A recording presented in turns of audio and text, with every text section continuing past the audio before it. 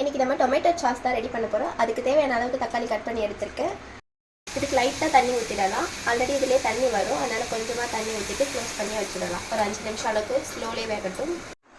5 நிமிஷம் வெந்துடுச்சு. இப்போ நம்ம ஓப்பன் பண்ணிவிட்டு இதை நம்ம மிக்ஸி ஜாடிக்கு ட்ரான்ஸ்ஃபர் பண்ணிவிட்டு கொஞ்சம் ஆறுனதுக்கப்புறமா அரைச்சி எடுத்துடலாம். இதை நம்ம அரைச்சி எடுத்து தான் வடிகட்டிடுவோம். இப்போ நம்ம வடிகட்டி எடுத்தாச்சு. அது நல்லா கடையில் போட்டு நல்லா சுண்ட காய்ச்சிடுவோம். இது கூட 1/2 டேபிள் ஸ்பூன் சுகர்,